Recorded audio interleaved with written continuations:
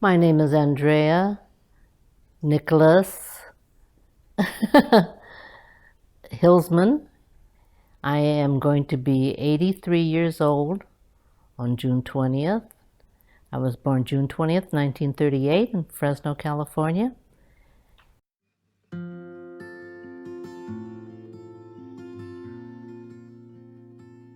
And I went to school here in Sacramento, and then I moved to Stockton in 1945 after the war and went to school there.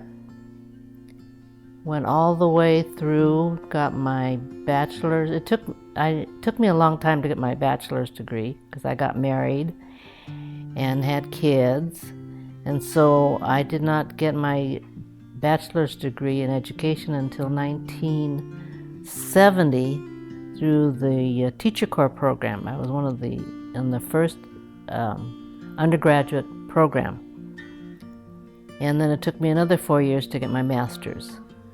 But I wanted to be a teacher, and so for over 30 years I taught. And I started the gifted program for Stockton Unified School District and did that for another 10 years and then retired. And at the same time, since I had a background in stenography, medical stenography, I worked for St. Joseph's Hospital as a medical transcriptionist, and I did that for over 40 years. And just retired in 2016, the year that we got married. So what was the other question? I think that makes you 150 years old. I did a lot in that time. And I got married and had 5 children. But it's been a long and fun ride.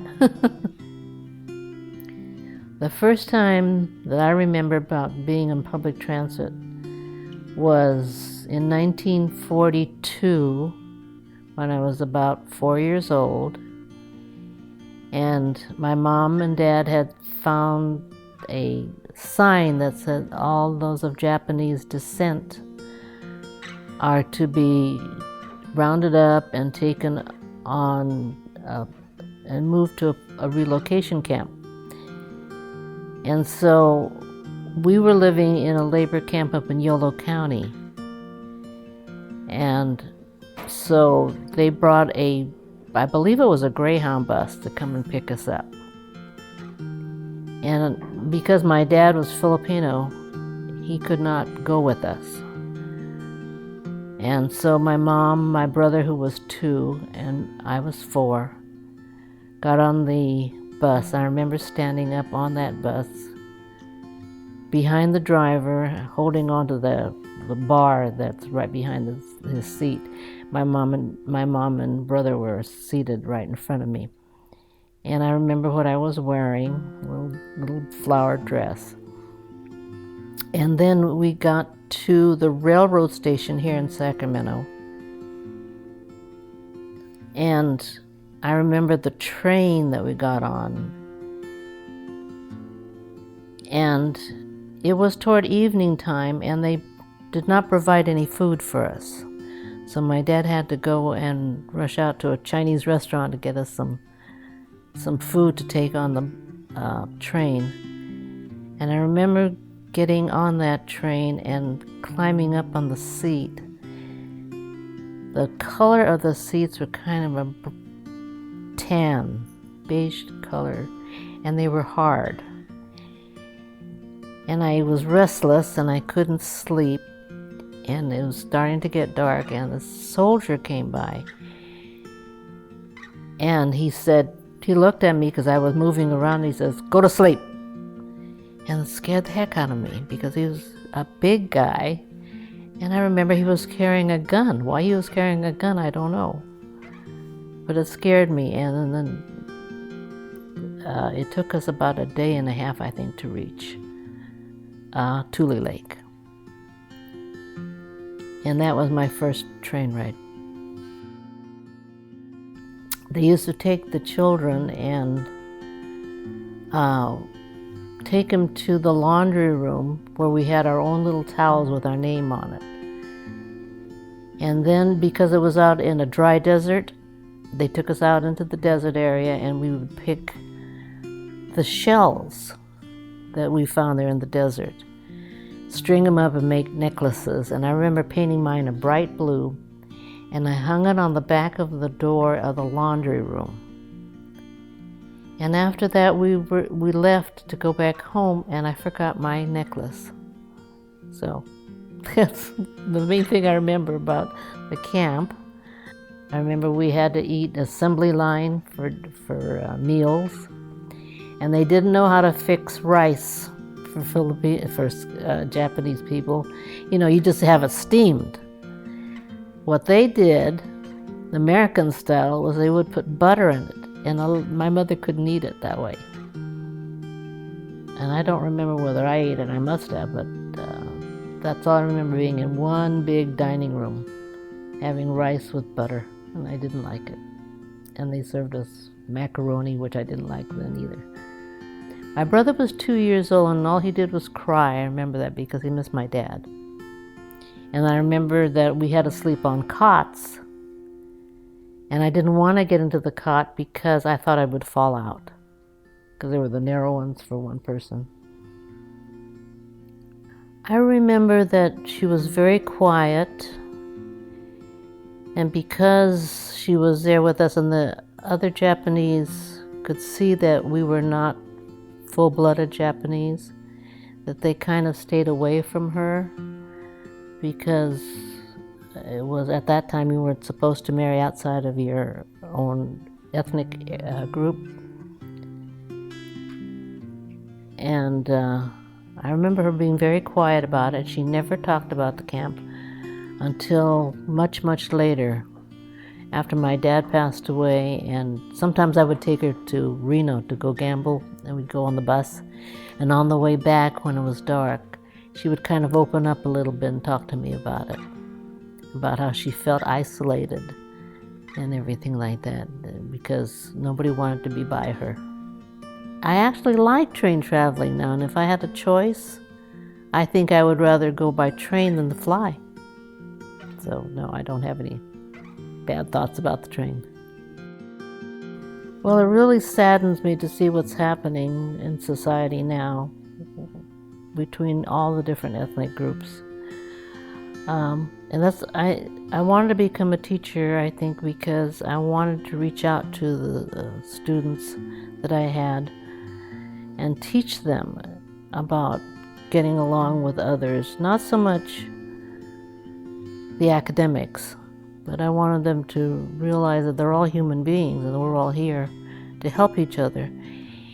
And so I became a multicultural specialist, and I did that for 7 to 8 years until the funds ran out. And during that time, I taught about the Asians, the Native Americans, the blacks, all the different groups, and I had to learn about all these different groups. So I would go to festivals, and I would go to meetings, and I would meet these people, and I'd be invited into their homes, into the homes of my students. And that really opened my eyes. So I'm really proud of my students. I just wish that there were more places where kids can gather and get to know each other, so we don't have these problems with kids running around on the streets and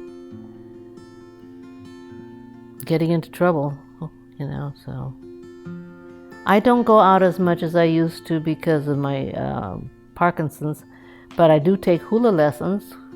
That's one thing. My daughters all became Polynesian dancers, and I thought that would be nice. The only one I know is hukilau. And I says, I taught that to my students when we studied Hawaii and everything, but I says, I don't know the other dances. So we have a lady here who is older than I am. She's 86, and she teaches hula once a week. So I go, and it's a lot of fun. 89?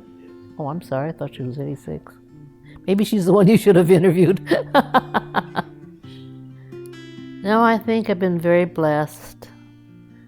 I've had a long life. I have a wonderful husband. I wish I had met him earlier.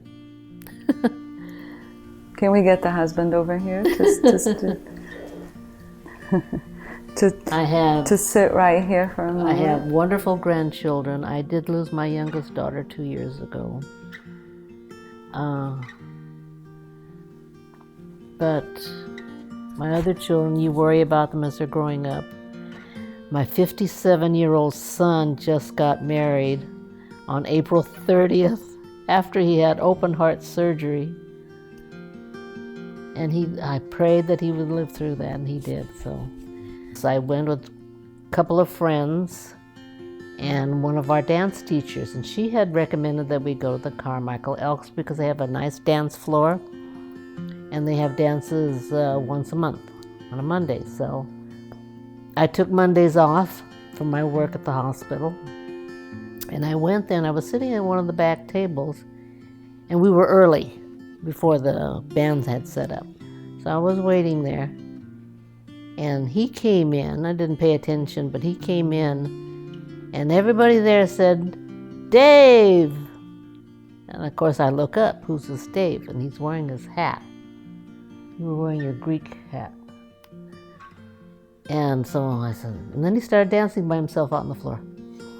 And I says, okay, I gotta meet this guy. So he was out there on the dance floor, and they had a ladies' choice. So I made a point to make sure that when I started dancing that I got close enough that I could tap him on the shoulder. He almost got away, so I grabbed his shirt. And then I told him, you owe me a dance.